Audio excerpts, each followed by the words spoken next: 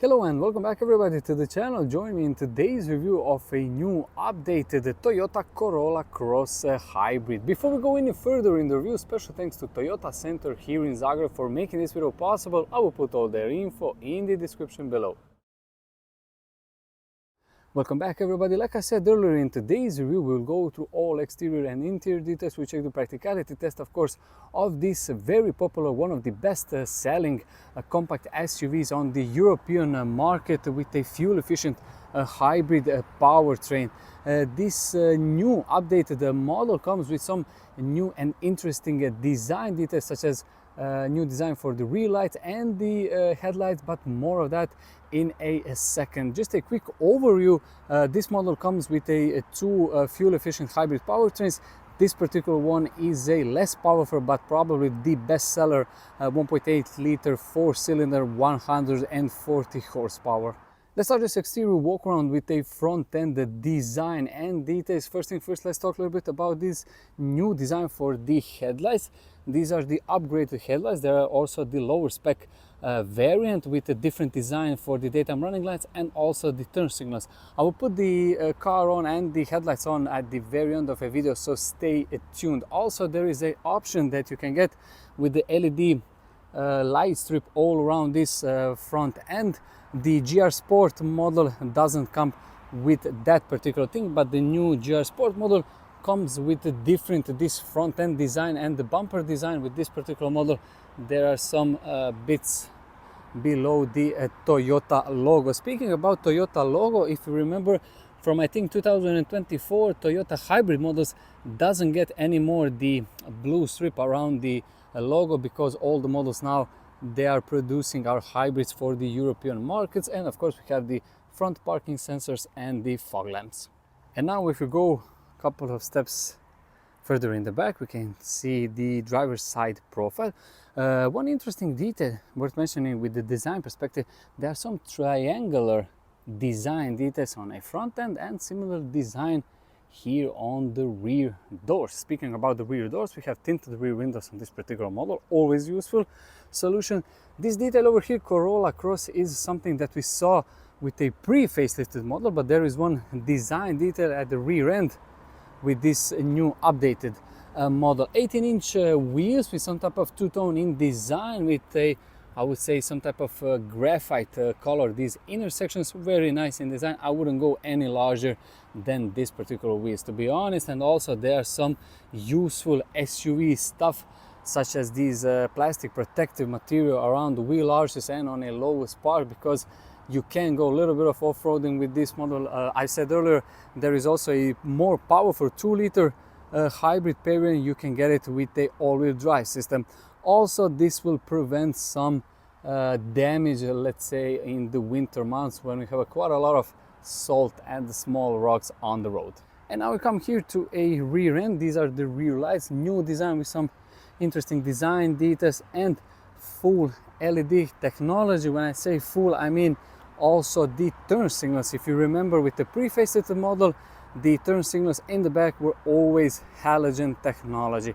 Rear wiper with a shark antenna on a roof. And now the new design detail with the updated model, there is a Corolla Cross lettering below the Toyota logo, and also rear parking camera, AGV detail. I said earlier, from 2024, this is their new design detail. There is no more that hybrid, now it says HEV, and of course rear parking sensors. The one thing I didn't say, the fuel filler cap is of course on a driver's side, similar like with the most Japanese models. Let me know in the comment section what you think about design of this updated or facelifted Toyota Corolla Cross. Do you like this new design changes? Now let's proceed with the review. We'll check the practicality test, starting with a boot space. Before we go and check the boot, this is a key design. And of course you get the keyless go system. You open this boot automatically, which is another great premium touch. You can also lock it and of course close it electronically. Around 440 liters you get with the new boot, depending on the market and the variants, but overall very usable boot. Being a compact SUV, the boot opening is pretty wide. There is not so much height also if you need to carry or slide some heavier and larger items. Speaking about larger items, there is this plastic protective part, so you can slide no problem at all. You can fold down the rear seats 40-60, always useful. Shelf if you need to cover something in the boot. A little bit of extra storage here on a far right, some extra hooks in the back, a little bit of extra storage and some shopping bag hooks, max 2 kilos says over here. Additional detail, one LED light. Overall, I think for a compact SUV this is more than adequate. Probably, and of course if you go for the all-wheel drive model, the rear electric motor is underneath the boot, so the boot capacity is a little bit smaller than this one, but I think that probably 85% of potential buyers will go with this 1.8 liter front wheel drive. Now we'll close it and let's go and check the rear seats. So before we go and sit on the rear seats, let's quickly check the door opening angle. We will see in a second how much knee and legroom I do have, and also how easy it is to get in and out, because I put this driver's seat on my ideal sitting position. I'm about 184 centimeters, 79 kilograms. One info, sorry for the noise, I'm here around the busy highway, so sorry about that. Couple of interesting details worth mentioning with the door design: a little bit of extra storage in the middle part, one cup holder, electronically operated rear windows with some soft materials here in the center where you put your elbow. Now this is the view in, nothing has changed dramatically here in the back at least. Isofix anchor points on each side, some type of dark gray or maybe even black fabric with rear armrest, couple of useful cup holders. Now I will climb inside, and this is my knee room, my foot room, and if I sit dead straight I have no problem for my headroom, the door opening angle. And if you watch my channel regularly, then you probably all know that I'm a big fan of black roof lining. Few details worth mentioning here in the back: two air vents with two USB-C charging ports and a little bit of extra storage behind the passenger front seat, and one LED rear light. Now let's go and check the passenger front seat. And welcome now from a passenger front seat of the new Corolla Cross. Let's talk first thing first about the seating position. You sit a little bit higher, of course, than in the standard Corolla. Probably, I always say that 90% of potential buyers would definitely appreciate, because it's a little bit easier to get in and out, and you have that great view in front of you. Some interesting design details, some foamy or actually softer materials, especially in this center part with some type of metal effects. One large air vent on a far right, couple of those below the center infotainment system. More of that in a second when we go and check the driver's seat position. Still, you get with the Toyota in 2025 some physical buttons, so that is great thing to see. Charging phone options in front of this gear selector, and this is the main design detail, or actually new detail, with the Corolla Cross hybrid with a updated model. The new gear selector, similar like in the facelifted Toyota RAV4. Now behind that, the one detail I forgot to mention, this is finished in some type of piano black, one USB-C charging port also here, and now you have this heating seat options with two cup holders and the center armrest, which of course you can open it and it reveals a little bit of extra storage. Now we need to talk a little bit more about this center infotainment system.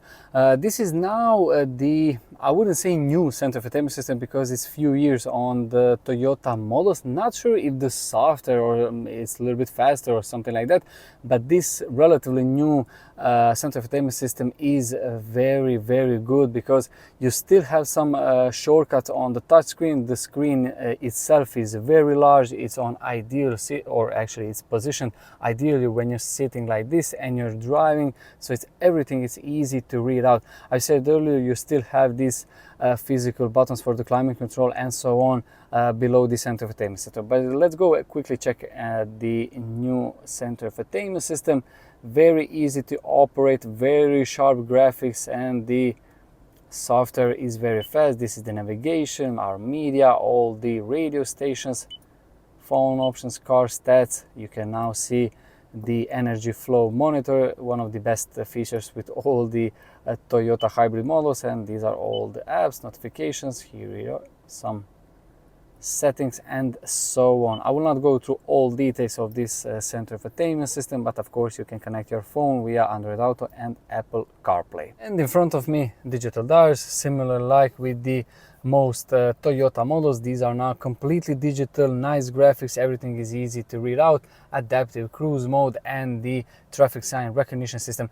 Even though this is a test vehicle or demo vehicle, I said earlier, if you're interested in maybe particular this Toyota Corolla Cross and you live in Zagreb or Zagreb County, you can go of course to Toyota Center here in Zagreb and test it on your own. The average fuel consumption is about 5.6 kilometers. That is something really interesting, especially because this model only is around 390 kilometers. Additional air vent on a far left.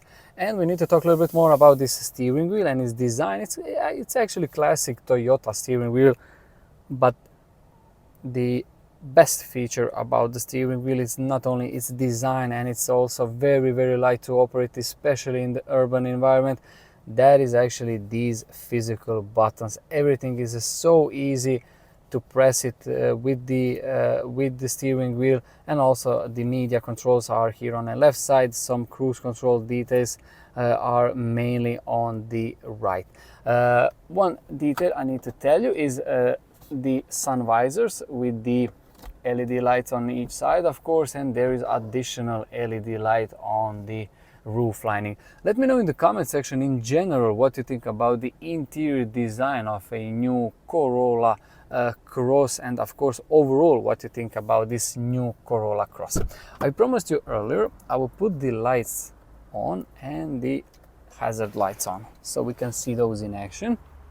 You will see now the new design details for the rear lights with some type of U shape and LED turn signals. This is nice modern touch with this new model.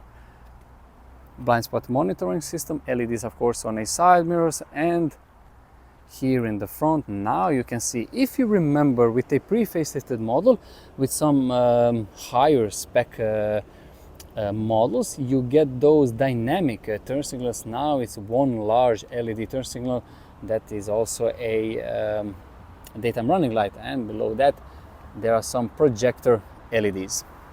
So this is the end of my exterior interior walk around and practicality test of this new for 2026 model year Toyota Corolla Cross Hybrid, powered by a 1.8 liter powertrain, 140 horsepower.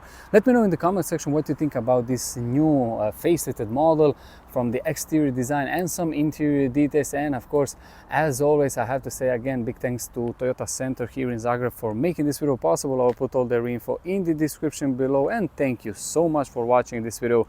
Wish you all a very nice day.